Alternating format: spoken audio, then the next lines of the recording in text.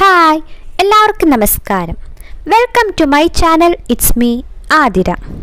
നമ്മൾ ഇന്ന് ഡിവിഡൻഡ് പോളിസിയുടെ ഫാക്ടേഴ്സിനെ പറ്റിയിട്ടാണ് പഠിക്കാൻ പോകുന്നത്. അതായത് ഫാക്ടേഴ്സ് അഫക്റ്റിംഗ് ഡിവിഡൻഡ് പോളിസി.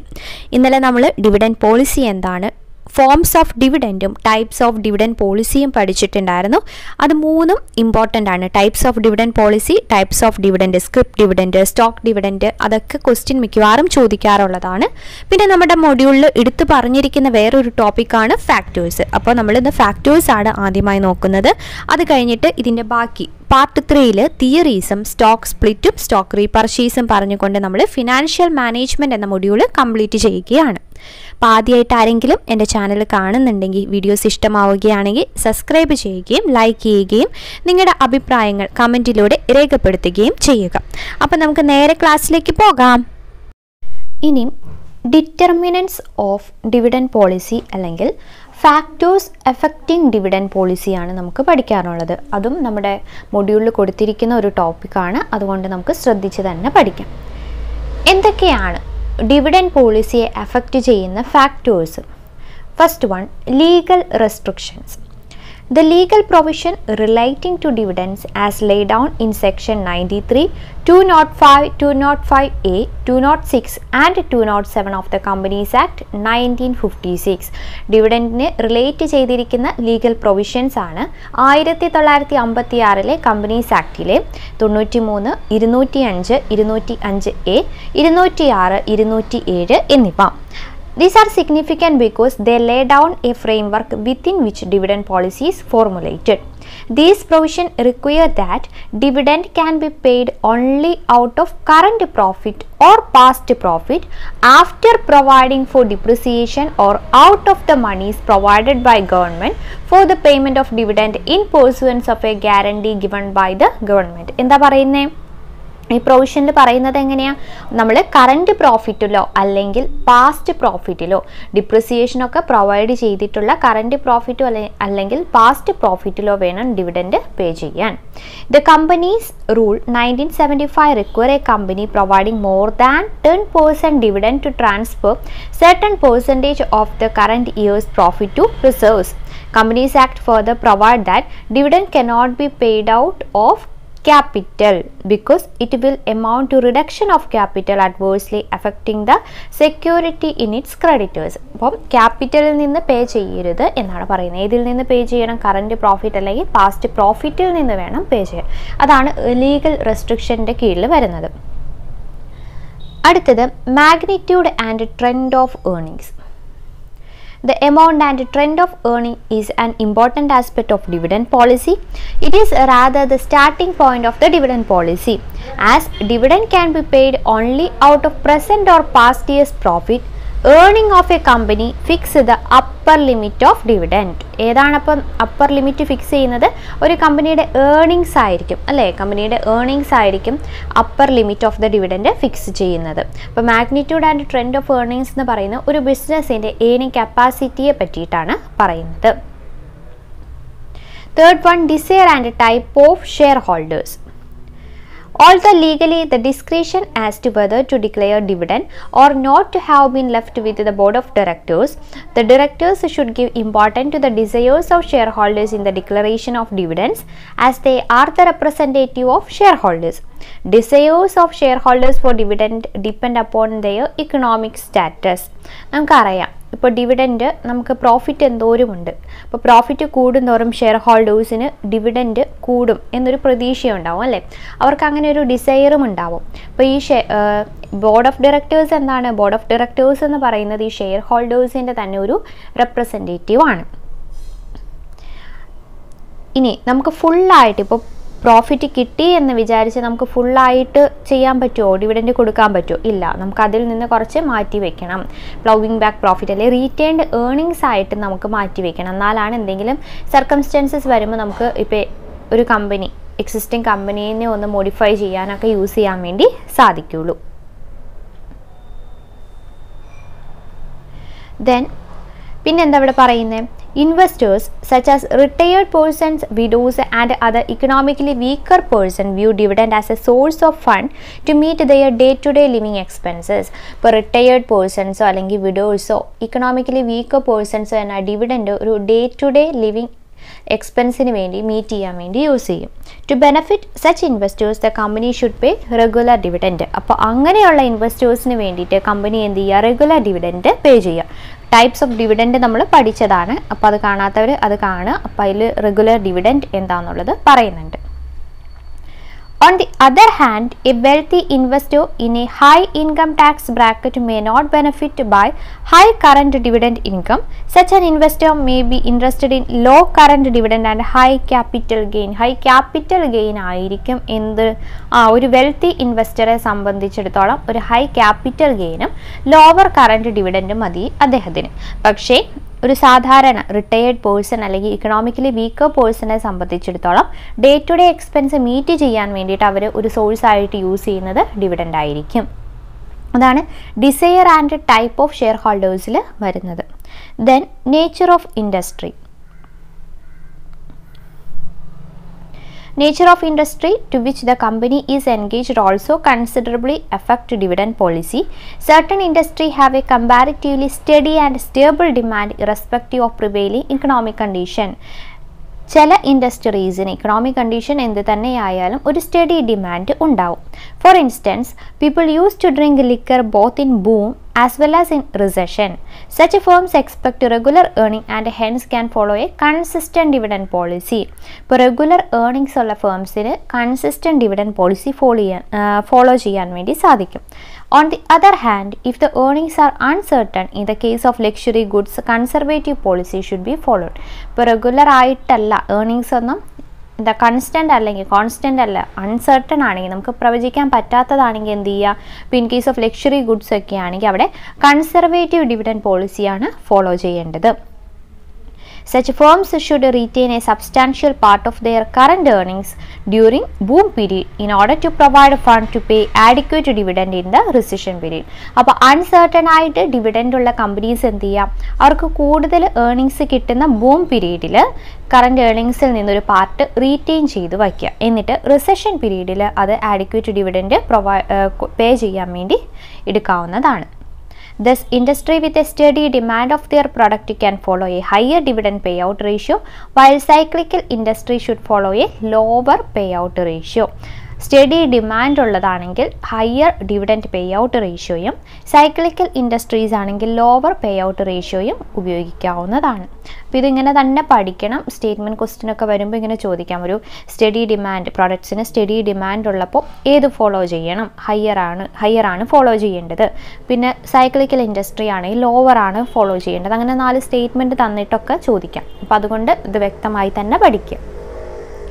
ഇനി age of the company. The age of the company also influences the dividend decision of a company. A newly established concern has to limit payment of dividend and retain substantial part of earnings for financing its future growth and development, while older company which have established sufficient reserve can afford to pay liberal dividend. ഇപ്പോൾ newly established company ആണെങ്കിൽ dividend pay out കുറച്ചൊന്ന് കുറയ്ക്കുക. എന്തുകൊണ്ട്? നമ്മുടെ future expansion, കമ്പനിയുടെ future ഗ്രോത്തിന് വേണ്ടിയിട്ട് കുറച്ച് amount മാറ്റിവെക്കാം. പക്ഷേ in case of older company ആണെങ്കിൽ നമുക്ക് സഫീഷ്യൻറ്റ് റിസർവ് ഒക്കെ ഉണ്ടെങ്കിൽ എന്ത് ചെയ്യാം, നമുക്ക് ലിബറലായിട്ട് ഡിവിഡൻഡ് കൊടുക്കാവുന്നതാണ്. അടുത്തത് future financial requirements. It is not only desires of the shareholder but also future financial requirement of the company that have to be taken into consideration while making a dividend decision. The management of a concern has to reconcile the conflicting interest of shareholders and those of the company's financial needs. ഇതെന്നല്ല നമ്മൾ dividend policy പഠിച്ചപ്പോൾ പറഞ്ഞിരുന്നു അല്ലേ. Future financial റിക്വയർമെൻറ്റ്സിൽ എന്താ പറയുന്നത്, നമുക്ക് പ്രോഫിറ്റിൽ നിന്നാണ് dividend നമ്മൾ കൊടുക്കുന്നത്. അപ്പോൾ ആ പ്രോഫിറ്റിൽ നിന്ന് തന്നെയാണ് നമ്മളൊരു പാർട്ട് റീറ്റെയിൻഡ് ഏർണിങ്സ് ആയിട്ട് കമ്പനിയുടെ ഫ്യൂച്ചർ ഗ്രോത്ത് ആൻഡ് ഡെവലപ്മെൻറ്റിന് വേണ്ടിയിട്ട് മാറ്റിവെക്കുന്നത്. അപ്പോൾ അത് നോക്കിയിട്ട് വേണം നമ്മൾ എന്തോരം വേണം, ഡിവിഡൻഡ് പേ ഔട്ട് റേഷ്യോ എന്തുവരെ ആകാം എന്നുള്ളതൊക്കെ ആ പ്രോഫിറ്റും നമ്മുടെ കയ്യിലുള്ള റിസർവ് അല്ലെങ്കിൽ റീറ്റെയിൻഡ് ഏർണിങ്സ് ഒക്കെ നോക്കിയിട്ട് വേണം ചെയ്യാനായിട്ട്. Then government's economic policy. The dividend policy of a firm has to be adjusted to the economic policy of the government, as was the case when the temporary restriction on payment of dividend ordinance was in force. In 1974-75, companies were allowed to pay dividend not more than 33% of their profit or 12% on the paid up value shares, whichever was lower. അപ്പം 1974-75 33% കൂടുതൽ dividend pay ചെയ്യാൻ വേണ്ടി allow ചെയ്തിരുന്നില്ല. എന്തുകൊണ്ടാണ്? അത് ഗവൺമെൻറ്റിൻ്റെ economic policy മുഖേനമാണ്. അതായത് എന്തെങ്കിലും ഒരു ഡിവിഡൻഡ് പേ ഔട്ടിന് അല്ലെങ്കിൽ ഡിവിഡൻഡ് പേ ചെയ്യുന്നതിന് എന്തെങ്കിലും റെസ്ട്രിക്ഷനൊക്കെ കൊണ്ടുവരും ചില സമയങ്ങളിൽ. അതാണ് ഗവൺമെൻറ് ഇക്കണോമിക് പോളിസിയിൽ പറയുന്നത്. The taxation policy. The taxation policy of the government also affects the dividend decision of a firm. A low or high rate of business taxation affects the net earnings of the company. Taxation rate high ആയാലും low rate of business taxation ആണെങ്കിലും അത് കമ്പനിയുടെ net ഏർണിങ്സിനെ ബാധിക്കും. And thereby its dividend policy. അപ്പോൾ taxation policy എന്ന് പറയുന്ന കമ്പനിയുടെ നെറ്റ് ഏർണിങ്സിനെ ബാധിക്കുന്നു. അപ്പോൾ നമ്മുടെ പ്രോഫിറ്റിനെയും ബാധിക്കുന്നു. അതുകൊണ്ട് ഡിവിഡൻഡ് പോളിസിയും അത് അഫക്റ്റ് ചെയ്യുന്നു.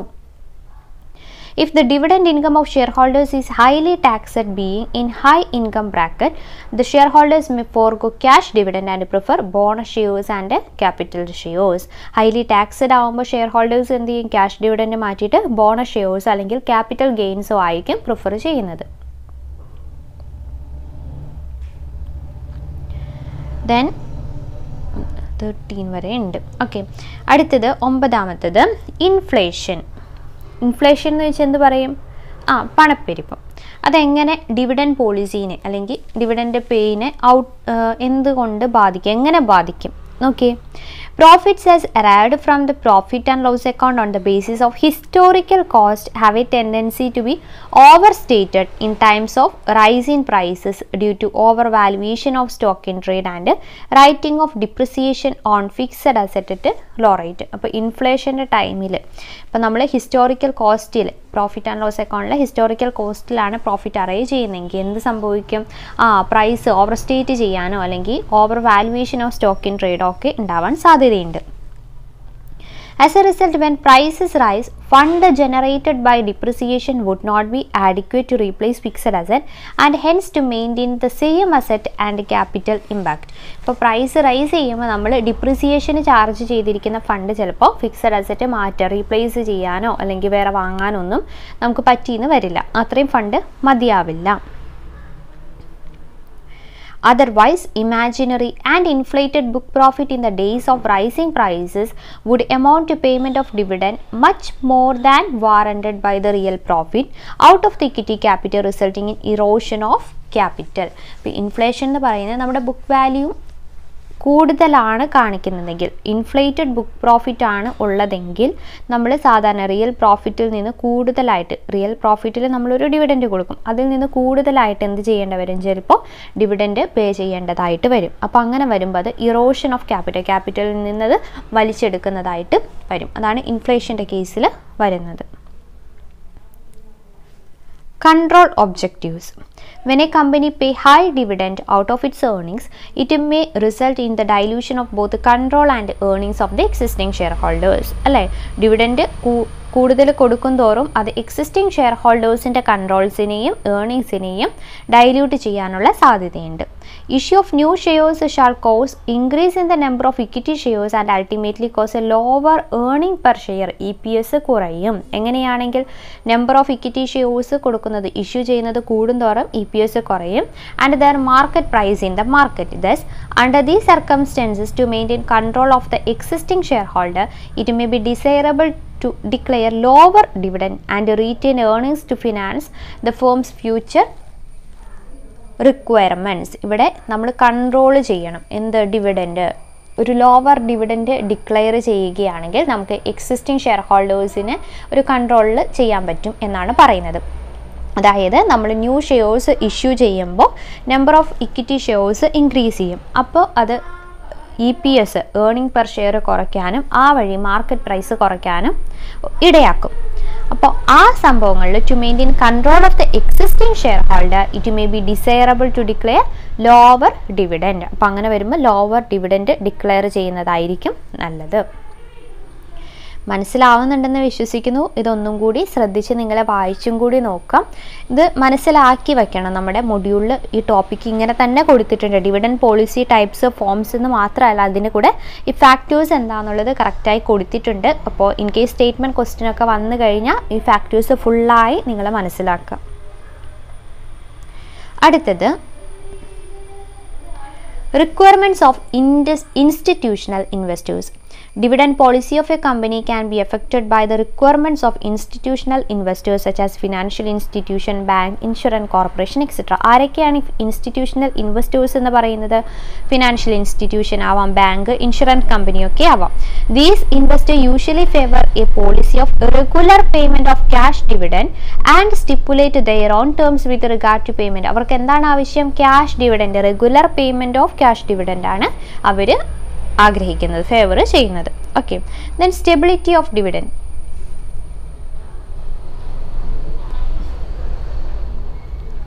Stability of dividend is another important guiding principle in the formulation of a dividend policy. Stability of dividend simply refers to the payment of dividend regularly, and shareholders generally prefer payment of such regular dividend.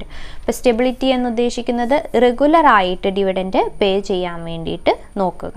Some company follow a policy of constant dividend per share while other follow a policy of constant pay out ratio. നമ്മൾ types of dividend policy പഠിച്ചതിൽ ഇത് പഠിച്ചതായിരുന്നു അല്ലേ? അപ്പം അങ്ങനെയുള്ള regular ആയിട്ട് constant ആയിട്ട് dividend കിട്ടുകയാണെങ്കിൽ അതായിരിക്കും ഫേവർ ചെയ്യുന്നത്. The last one is liquid resources. Dividend policy of a firm is also influenced by the availability of liquid resources. Although a firm may have sufficient available profit to declare dividend, yet it may not be desirable to pay dividend if it does not have sufficient liquid resources. Hence, the liquidity position of a company is an important consideration in paying dividend. Last one ആണ് liquidity position. ഒരു കമ്പനിയുടെ liquidity position എന്ന് പറയുന്നത് dividend pay ചെയ്യുന്നതിൽ ഒരു important role ഉണ്ട്. If a company does not have liquid resources, it is better to declare stock dividend. Stock dividend എന്ന് പറയുന്നത് എന്താണ്? Shares, bonus shares existing share ഹോൾഡേഴ്സിന് ഡിക്ലെയർ ചെയ്യുന്നതിനെയാണ് സ്റ്റോക്ക് ഡിവിഡൻഡ് എന്ന് പറയുന്നത്. ഇപ്പോൾ ലിക്വിഡ് റിസോഴ്സസ് കമ്പനിക്ക് ഇല്ലെങ്കിൽ കമ്പനി എന്ത് ചെയ്യുക? സ്റ്റോക്ക് ഡിവിഡൻഡ് ഡിക്ലെയർ ചെയ്യുക. The issue of bonus shares also amount to distribution of firm's earnings among the existing shareholder without affecting its cash position. അപ്പം ബോണസ് ഷെയർസ് ഇഷ്യൂ ചെയ്യുകയാണെങ്കിൽ അല്ലെങ്കിൽ സ്റ്റോക്ക് ഡിവിഡൻഡ് ആണ് declare ചെയ്യുന്നതെങ്കിൽ അത് കമ്പനിയുടെ ക്യാഷ് പൊസിഷനെ ബാധിക്കില്ല, cash പൊസിഷനെ ബാധിക്കാതെ ഇരുന്നോളും. ഓക്കെ, അപ്പോൾ ഇത്രയാണ് ഫാക്ടേഴ്സ് ഡിറ്റർമൈനിങ് ഡിവിഡൻഡ്. എത്ര എണ്ണം ഉണ്ട്? 13 എണ്ണം ഉണ്ട്. ഇത് നിങ്ങൾ വ്യക്തമായിട്ട് വായിച്ച് മനസ്സിലാക്കിയിരിക്കുക. ഇനിയുള്ളത് ബോണസ് ഇഷ്യൂ എന്താണെന്ന് നോക്കുക. ബോണസ് ഇഷ്യൂ നമ്മൾ ആദ്യമേ പറഞ്ഞു, സ്റ്റോക്ക് ഡിവിഡൻഡ്, അതായത് ക്യാഷോ ഒരു കമ്പനിക്ക് ക്യാഷോ അല്ലാതെ ഷെയർസ് ആയിട്ട് ഡിവിഡൻഡ് പേ ചെയ്യാൻ വേണ്ടി സാധിക്കും അല്ലേ? ഇനി കമ്പനി എങ്ങനെയാണ് പേ ചെയ്യുന്നത്? ഇപ്പോൾ ഇവിടെ നോക്കിയേ, it can pay bonus to its shareholder in the form of shares by making partly paid shares are fully paid or by issuing a fully paid bonus shares. എങ്ങനെയൊക്കെ ബോണസ് ആയിട്ട് ഇഷ്യൂ ചെയ്യാം? Partly പെയ്ഡിനെ fully paid ആക്കാം, അല്ലെങ്കിലോ fully paid bonus ഷെയർസും issue ചെയ്യാം. ഇപ്പോൾ ക്യാഷിന് പകരം, cash ഡിവിഡൻറ്റിന് പകരം അത് ബോണസ് ഇഷ്യൂ അല്ലെങ്കിൽ സ്റ്റോക്ക് ഡിവിഡൻഡ് ആവുന്നു. അവിടെ ഷെയർസ് ആണ് ഇഷ്യൂ ചെയ്യുന്നത് ഡിവിഡൻഡായിട്ട്. The dictionary meaning of bonus shares is a premium or gift, usually of stock by a corporation to shareholders, or an extra dividend paid to shareholders in the joint stock company from surplus profit. ഇപ്പോൾ ഇവിടെ cash അല്ല പേ ചെയ്യുന്നത് എന്നുള്ളത് ഓർത്തു വയ്ക്കുക. ഇനി നമുക്ക് പഠിക്കാനുള്ളത് dividend pay out ratio. Dividend pay out ratio കാണാനുള്ളത് നിങ്ങൾ പഠിച്ചു വയ്ക്കുക. Dividend pay out ratio represents the proportion between profit generated by a company and profit distributed to shareholders in the form of dividend. Company generate ചെയ്ത പ്രോഫിറ്റും company distribute ചെയ്യുന്ന dividend ആയിട്ട് distribute ചെയ്യുന്നു, പ്രോഫിറ്റിൻ്റെ ഒരു ഭാഗം ഡിവിഡൻഡ് ആയിട്ട് distribute ചെയ്യുന്നു, അത് തമ്മിലുള്ള പ്രൊപ്പോർഷനെയാണ് നമ്മൾ എന്ത് പറയുക, ഡിവിഡൻഡ് പേ ഔട്ട് റേഷ്യോ എന്ന് പറയുന്നത്. The balance of profit which is not distributed is retained in the business for future requirements. ഇപ്പോൾ പ്രോഫിറ്റിൽ നിന്ന് 50% ഡിവിഡൻഡ് ആയിട്ട് കൊടുത്തു, ബാക്കി 50% എന്ത് ചെയ്തു, റീറ്റെയിൻ ചെയ്തു വെച്ചു. അതിനെയാണ് നമ്മൾ റീറ്റെയിൻഡ് ഏർണിങ്സ് എന്ന് പറയുന്നത്. അതെന്തിനു വേണ്ടിയിട്ടാണ്, ഒരു കമ്പനിയുടെ ഫ്യൂച്ചർ ഡെവലപ്മെൻറ്റിന് വേണ്ടിയിട്ടാണ് റീറ്റെയിൻഡ് ഏർണിങ്സ് സൂക്ഷിക്കുന്നത്. Then dividend payout ratio and retention ratio are computed as follows. Retention ratio എന്ന് പറയുന്നത് the ratio it denotes the volume of profit remaining with the company as undistributed. അതായത് റീറ്റെയിൻ ചെയ്ത് വച്ചിരിക്കുന്ന ആ റേഷ്യോനെയാണ് നമ്മൾ retention ratio എന്ന് പറയുന്നത്. അപ്പോൾ എങ്ങനെയാണ് ഡിവിഡൻഡ് പേ ഔട്ട് റേഷ്യോയും റിറ്റൻഷൻ റേഷ്യോയും കാണുന്നതെന്ന് നോക്കാം. Dividend pay out ratio DPS divided by EPS, dividend per share divided by earning per share. Retention ratio എങ്ങനെയാണ്, EPS minus DPS divided by EPS. Dividend pay out ratio plus retention ratio will be 1. ഇത് രണ്ടും കൂട്ടുമ്പോൾ നമുക്ക് എന്ത് കിട്ടണം, 1 ആണ് കിട്ടുന്നത്. Okay, അപ്പോൾ നമ്മൾ ഇതിൽ എന്തൊക്കെ പഠിച്ചു, ഫാക്ടേഴ്സ് ഡിറ്റർമൈനിങ് ഡിവിഡൻഡ് പഠിച്ചു, പിന്നെ ഇപ്പോൾ ഡിവിഡൻഡ് പേ ഔട്ട് റേഷ്യോയും ബോണസ് ഇഷ്യൂയും പഠിച്ചു.